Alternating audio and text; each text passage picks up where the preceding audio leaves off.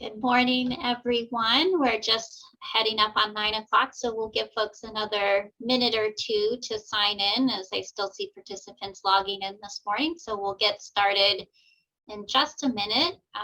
As noted in the chat box, as we have questions from you all as we move through the webinar, please use the Q&A function at the bottom of your screen to put your questions in, which we will address at the end of the webinar presentation. So hold tight for a few minutes and we'll let a few more folks sign on and then we'll get started shortly.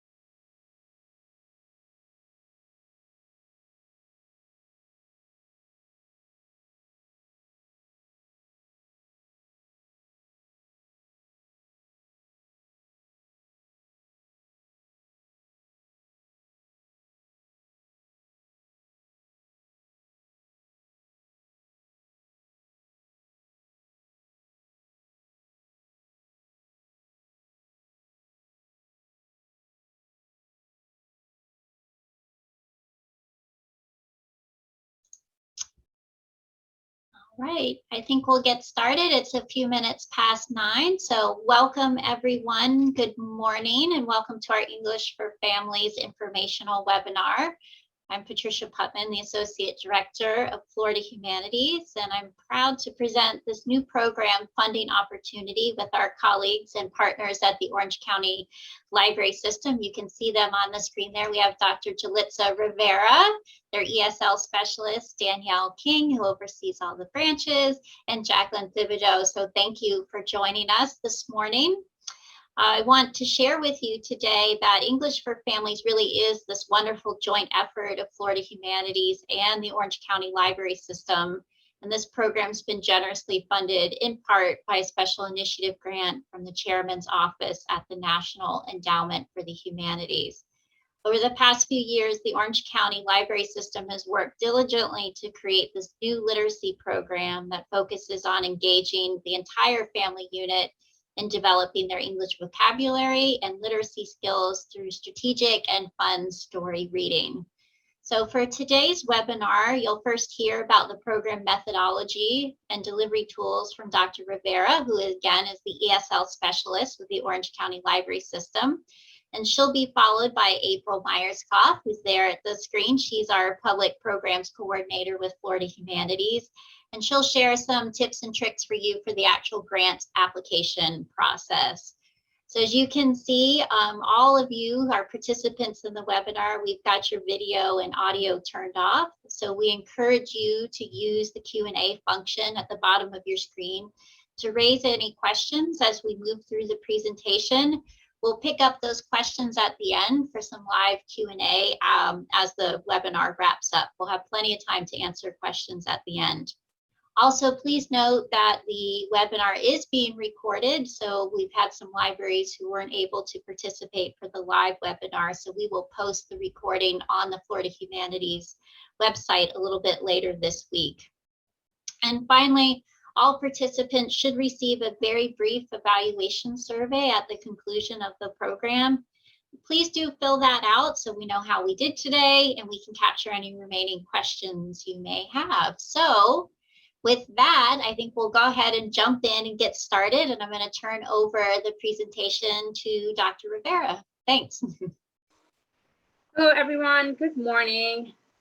I am Dr. Jalitza Rivera. I'm going to share a little bit about how I came about the idea for this project. So prior to working with Orange County Library Systems, I was a middle school teacher for reading. And one of the biggest hurdles that I found was that parents were unable to help their kids with reading in general, just vocabulary, reading strategies, anything like that. And I predominantly talk about my non-native speakers.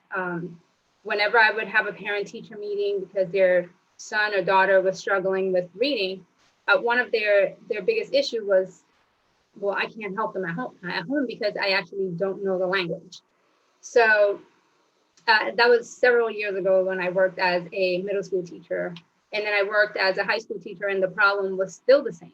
It didn't matter at what age group I would meet them. When we have newcomers here, English, and English is not their first language, this problem occurs. Parents are unable to help their kids, not just with literacy, but math, science, especially if it's in English. They have a difficult time doing so. So when the opportunity came about, I started looking at what was the need. And in Florida, over 30% of the citizens in Florida are non-native speakers. And that's higher than the national average. We do have a high population, especially here in Orange County. We have a high population of non-native speakers. And then according to the Florida Department of Education, there's over 265,000 students, ESOL students in K through 12. So in general, parents are having the difficult time practicing their literacy skills with their children, helping the children complete homework. So a lot of the time I would have students that just wouldn't turn anything in because they didn't know how to do it themselves, and then mom and dad couldn't help at home. So the last thing that there is a need in, and parents need to be able to advocate for themselves and for their children in the school, even when communication is a barrier. So I know we have translators, but it's a lot easier for a parent to advocate for their child when they can communicate well in the language that the teacher speaks. So that was the need that I saw. And that led to the idea of creating something that would allow parents and children to come together and practice their reading strategies and reading skills and vocabulary together. So this program focuses on improving the English vocabulary for the parent and for the child. And the vocabulary focuses on things that are everyday, things that they can actually learn in the classroom and use right away. Not something that they're going to have to wait until they get to college or they're in the actual workplace to actually use. These are everyday fundamental vocabulary that they need. The other component of it is practicing reading strategies. And so what we want to do is we want to give the child a review or a recap of the reading strategies that their reading teachers are covering in class. But now we want to show parents how to help their children use these strategies when they're reading and doing homework at home. So that's the reading component of it. And then this actually helps children with not just reading, but with other academic subjects. They can help with social studies and science. And that was the philosophy behind English for Families. The idea of bringing parents and children together. Now, we wanted to create something that was very flexible because not just when I was looking at this program and creating this program, we were looking at Orange County, and from branch to branch, we have very different demographics. So we wanted to have something that was flexible, that would fit the needs of the families in a particular location. So the program itself is flexible in the delivery method. So we do have the opportunity to deliver the program virtually using Zoom or WebEx or other technologies that you may have. We also have the opportunity to deliver the program face-to-face, COVID permitting. But the program is designed to be either virtual or face-to-face. The activities that we have activities for face-to-face classes, and we do have activities for technology, things that will engage the child and the parent, not only during the class, but outside of the class. Things like a Kahoot game that they can play on their own, or they'll have the vocabulary flashcards that they can practice at home with each other. And the implementation of the program itself is also flexible because you can implement the program. We can have it a 5-week program meeting twice a week for 1 to an hour, from 1 hour to an hour and a half, or we can have a 10-week program meeting just once a week. for 1 to 1.5 hours. It really depends on your audience and what they respond to better. The curriculum itself is also flexible. The reading strategies, there are several reading strategies that come together. You don't have to necessarily cover all reading strategies in one session of the program. You can select maybe 2 or 3, and then the next time that you offer the program, you can select another 2 or 3. The book selections are also flexible. We have paired several book titles under one reading strategy itself. So you do have options for when you are offering the program again. So let's say that you offer it at the beginning of the year and you selected your 10 books. The next time that you offer it, you can re-invite those families that came the first time, because the next time that you offer it later on in the year, you can have different books, different reading strategies. So it'll be a whole entire new opportunity for the parents and the children to learn. And the vocabulary selection is also flexible. We have grouped them into subcategories that you can implement in each program. So here's an example of a strategy in book pairing. We're using the KWL strategy, what I know, what I want to know, and what I learned. And we have several books that we paired up under this particular reading strategy. And we have, my name is Gabriela, Florida, Everybody Cooks Rice, Fried Bread, and we've added a few more every time that we offered the program. We add a couple more books under each strategy so that you have plenty of options to select from. And here's a sample of the outline. So week 1, we cover reading strategy, KWL, my name is Gabriela, and then we have a vocabulary lesson in class 2. And that would be, for example, our classes are Monday and Wednesday. So Monday we do the reading book and the strategy, and then on Wednesday we do the vocabulary class.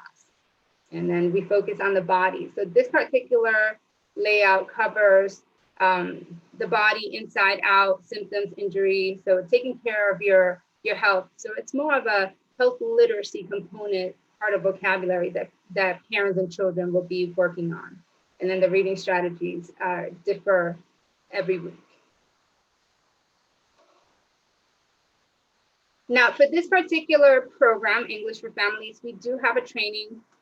The training is self-paced, it's virtual. So once you go through the application process, which April will cover, and you are funded, you will have access to a self-paced training. You do have the opportunity to observe live sessions. We are currently in the last 2 weeks of our class session. So if you want to join, you can send me an email. I'll put my email at the end of the slideshow. You can send me an email. I'll send you an invitation. Our the observation opportunity for the live sessions are Monday and Wednesdays from 5:30 to 6:30. So if you want to see a class in action, I highly recommend that you send me an email and I will send you an invitation today. You can actually join. And then you have access to staff for questions. You will have access to me. You have my email. You can email me any question that you have about the curriculum, anything that you want to go over, maybe a strategy or a book that you want to change, things like that. You feel free to send me an email and I'll gladly answer you right away. And then you have access to April in the Florida Humanities if you have questions about the grant process and the reporting and things of that nature. Here's some other things. In the actual training program, you do have a lot of resources that we have compiled together for you. So you have access to a sample outline, a sample material. You have sample marketing materials. So you have a couple of lesson plans, parent letters. These are letters that we send to the parents covering what the strategy is and how to use it at home with their kids. And what other, an extension from the class, what other books they can use to practice this particular reading strategy. We have marketing files, so we do have a lot of bookmarks and a lot of flyers that have already been laid out, and you just have to go in there, change your logo, put your information on there, and use them freely to recruit students. There's also a social media template if you want to use that.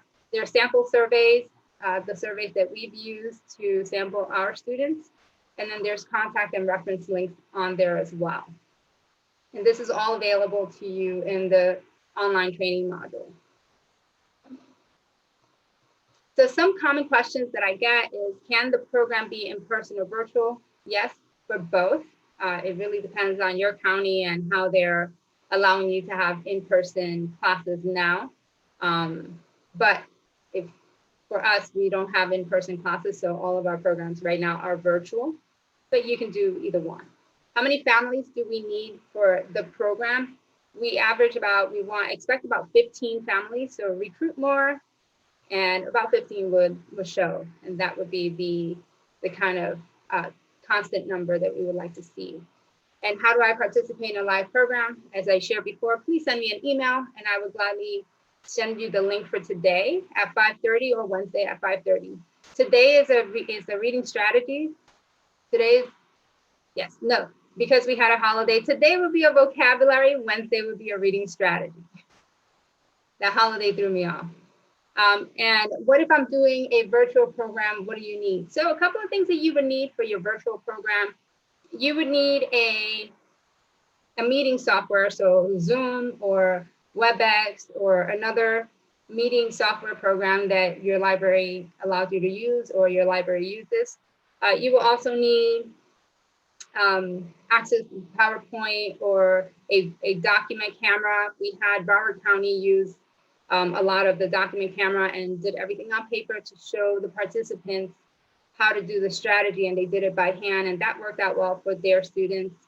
We use PowerPoint, and we use a lot of like the whiteboard on Zoom. So it can be done differently.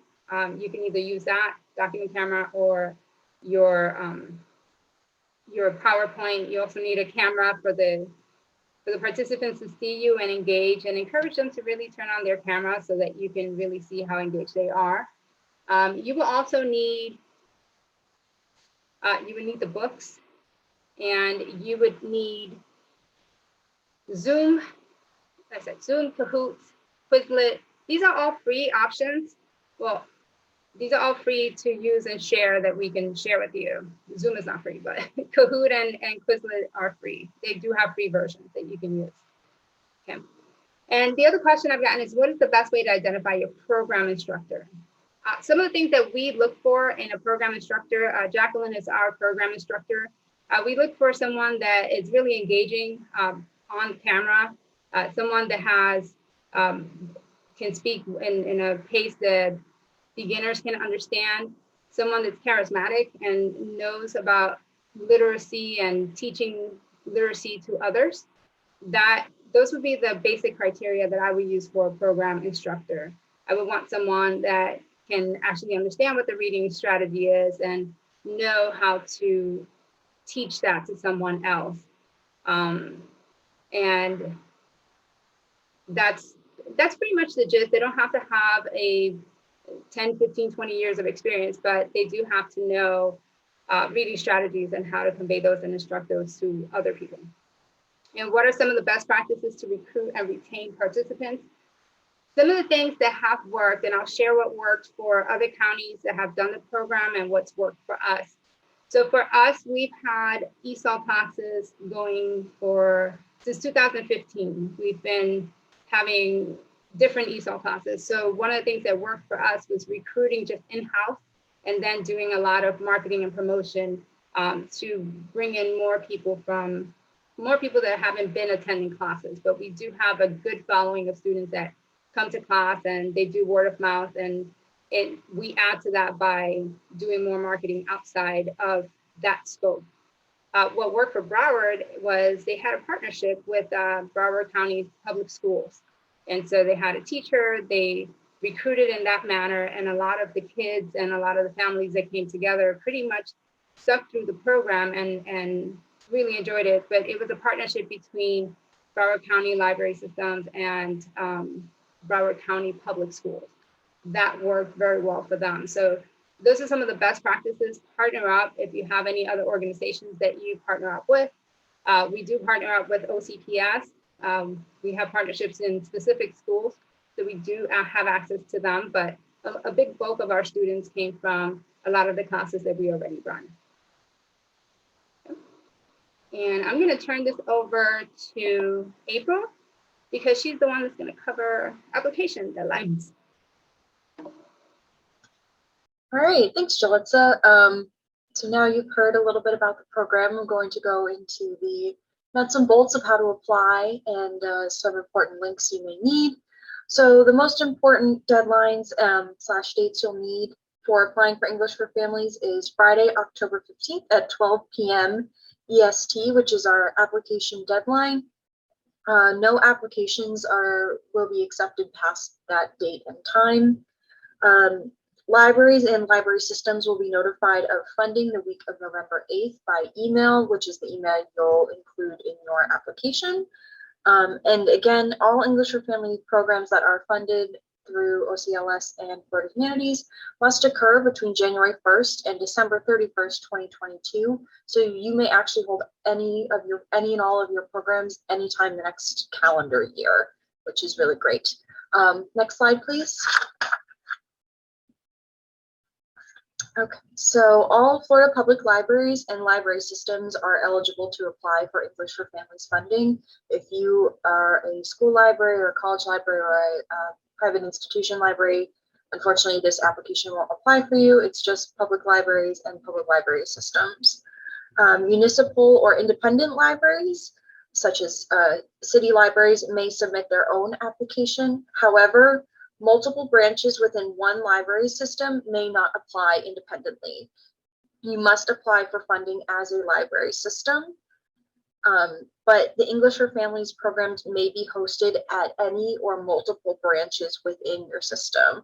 So your sponsoring organization, which is in the application, will be the library system. Again, branches in a larger library system may not apply independently. Library systems must submit one application that encompasses all branches. So for example, if you are one branch is part of a whole big system, multiple branches within that system may not apply for the application. Your library system as a whole must apply for the application.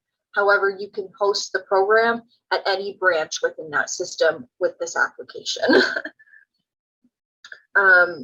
Libraries and library systems can apply for up to $5,000 of funding to host these English for Families. Allowable expenses include, but are not limited to, instructor honoraria, which we have a recommended amount of $2,000 total, book set for the instructor, books for participating families, technology support for virtual programs, some of the programs that Jalissa mentioned in the prior slides, any program marketing that you'd like to do, and lastly, appropriate literacy-focused titles for public circulation. You can apply through the Florida Humanities grant portal at the website on the slide in orange, which is floridahumanities.org/apply. We recommend that you reread the grant guidelines, download our preview application, or rewatch this webinar prior to starting. And again, or you can also reach out to me with any other questions you may have. Once you begin an application, you can save it and return to it as needed. However, it does have to be submitted in its complete form October 15th at 12 p.m. EST. And again, all of this information is on our website at floridahumanities.org. And then to actually apply for the program, you can do floridahumanities.org/apply. As well, that is, if you're interested in looking at any of other programs that you can apply for funding for, that would be the place to go. So now I think we're going to open it up for questions. So please put any questions you may have in the Q&A box, and we are going to address them. Thanks, Jalissa. We're going to leave up our contact information as we answer these questions. Again, you can contact Jalissa about any programming, curriculum, materials, questions, the ins and outs of hosting programs. And you can contact me about any funding or grant application information that you may need at the email addresses seen here. Right. Thank you, April and Jalitza, for that overview of the program as well as the grant application process. Again, you can access the full grant guidelines on the Florida Humanities website, as well as a preview of the online application form. So I included the link in the chat, so you can access that there.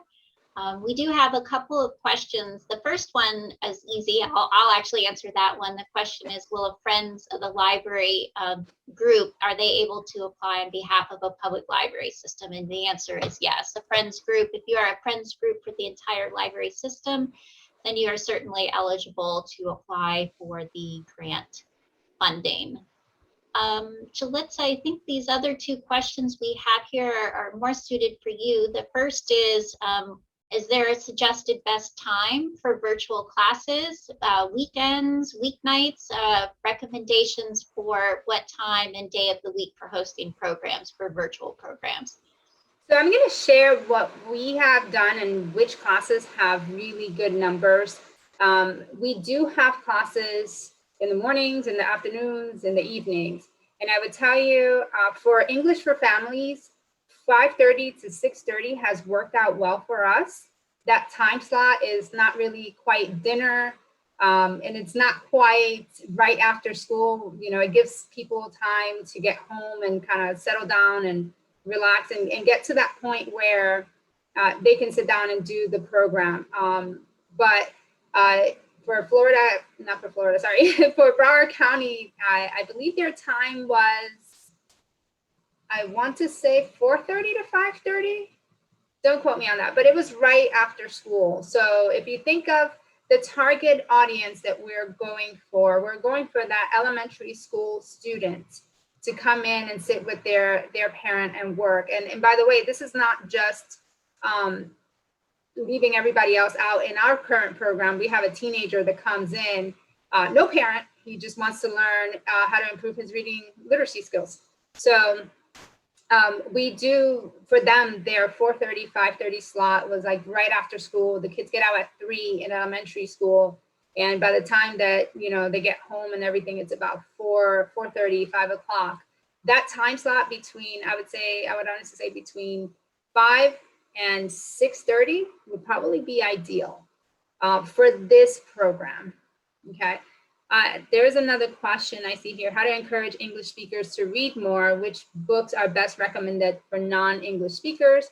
Is there a teaching for non-English speakers feasible? Yes, virtual teaching is very feasible for non-English speakers. When COVID hit last year, we weren't offering classes online, but I was offering my students a opportunity to go to Google Classroom and do extra work for my intermediate students, intermediate to advanced. And so then when COVID hit, I've grown to have a love for my students. I've been working with many of them since 2015. And so I didn't want them to kind of have this break in their language development. So I started offering online classes, and we started with 5 the very first session. And within a month, we were up 25, 30 students. And it is feasible. We do have a beginner class where we just go over vocabulary. We have conversation classes. We have grammar classes. So it is very feasible for them to get to read more. What has worked out for my students very well is when I pair a skill to a particular article or a particular book. And I do based on interest. So that has helped out a lot for helping non-native speakers read more in English. And I always explain what's the value of reading more, you know, like fixing the little nuances about like using the proper prepositions. They won't know that in a grammar course. They'll learn it from reading and reading more. So I hope that answers your question. So it is very feasible. Did I leave? I think I left one part of the question. Yeah, there's a question, Jalitza, about our grant guidelines that we have that the instructor should be a certified English language instructor, but can our library system youth librarian be eligible to instruct? That's a question for me? Yeah, so I guess the answer would be is, if they have the skills and they've been doing some literacy programming within the library system, I think that would be perfectly eligible, and that their past experience in leading literacy programs should be included in the application narrative so that we understand that they're well qualified for that role. So any other comments on that, Julissa? Yeah, absolutely. We never made like a requirement for them to be certified. We just want that skill set. We have some amazing storytellers that teach literacy all the time. So I welcome them to come and do an English for Family for us, but they're not biting. Yeah. So just be sure as part of the application process, in the application narrative, you're including that individual's background, skills, and experiences if they're not an actual certified ESL instructor. And April, I think we've got one more here about whether or not the grant funding can be used for technology devices for students. So Donna, could you give us a little more information? What specifically are you thinking about in terms of technology devices? Tablets, or I'm not sure exactly what types of hardware perhaps you're talking about. Yes, I would say that would probably fall under the technology line or other, because we kept it pretty broad. However, just keep in mind that you cannot exceed the $5,000 limit. So I can imagine providing technology, particularly hardware, for students could really push the limit of that $5,000 amount. However, if you think you could make it work, we encourage you to include it. Yeah, I agree with that. We have seen with prior applicants, they've asked for funding to help cover their hotspots for Wi-Fi, those types of things. We know that internet access is a challenge for families in certain areas of the state. So if you're needing funding for that, for your Zoom subscription, Click Meeting, or whatever the platform that you'll be using to host virtual programming, that's certainly eligible as a grant expense, Yes. and or as part of your cost share for the grant funding. So I would say Donna included some follow-up information that items such as tablets or laptops, because smartphones can be challenging. And yes, Julissa could probably agree that smartphones are not a user-friendly option for an interactive class. Again, we encourage you to include that in your application. It can be, like Patricia said, part of your cost share as well, because we do require a one-to-one cost share. We didn't get into that too much because that's more of a back-end application question. However, I'm sorry, Don, I don't know offhand the size of your library or your capability as a system, but I do know some other libraries have laptops or tablets that are available for checkout. And if that's the case at your library system, I would perhaps encourage that as well as a potential solution for your students. But again, not quite sure of your capabilities. One thing I would share, yes, you're right. Using a smartphone in a live class is not necessarily the best option. But one of the things that we do at OCLS is we do upload PowerPoints and the read out louds of the story and all the material that we use in the class into Google Classroom, which is mobile friendly. That way the student has the opportunity to go back and review everything that we covered, just in case they miss something, or just in case, because a lot of my students do it. A lot of my students come to the class on their mobile, on their cell phones, and it's not necessarily the best thing for class, but they do have the opportunity to go back and see everything that we covered. We give them the PowerPoint, we give them a read aloud, from the books. A lot of the books have read alouds on YouTube. We share those links, and then the students are able to see those and the questions that we asked and everything, and kind of re-engage outside of the class using their phones. Well, with that, I see no other for current open questions. So we had a lot of people sitting in today. You do have email addresses for both April and Julissa on the screen. Please use them. Any questions you have about the grant application process, how funding may be applied, please contact April directly. She's happy to walk you through that process as well as navigating our online grants portal. And please do contact Jalitza with any other remaining questions that you have throughout the application process about the program methodology or delivery. She's more than happy to work with you. I also do encourage you to contact her for information about participating in one of the remaining live programs that are going on. I think there's no better way to see and understand a program than actually sitting in and participating. So we're happy we've been able to provide that opportunity to all of you. And just one final note, again, this webinar, the video will be posted on the Florida Humanities website, and we do hope you will fill out our very short post-program survey. Feel free to add any additional questions there that you might have, and we'll be happy to follow up with you. So anything else, Jalitza or April, before we sign off for today? Thank you both so much. You're welcome. I just wanted to share with Gloria Sigglesmith. They hosted their program 4:30 to 5:30, and it worked out really well for them at that time slot. Just to follow up that question. Super. Yeah. All right. And I would add thank you for your time, attention. I know 9 o'clock on a Monday morning isn't the bee's knees for everybody, but we appreciate your time. And I just wanted to encourage you that we have opened applications for our Speakers Bureau program.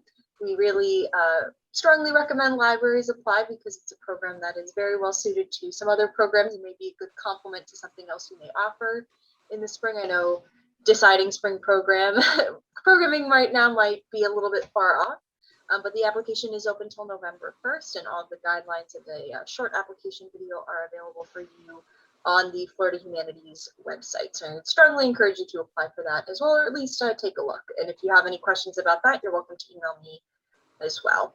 Wonderful. And you are eligible, public libraries are eligible to apply for and receive funding in both funding opportunities. So please look at the Florida Talks program. We also have our community project grants program that is open. So lots of funding opportunities currently from Florida Humanities. So I just want to thank our friends again at the Orange County Library System for developing this really fantastic family literacy program. We're really excited about it, and we hope to see applications from a number of you in the coming months. So with that, thanks all. Have a great week, and we'll talk to you soon.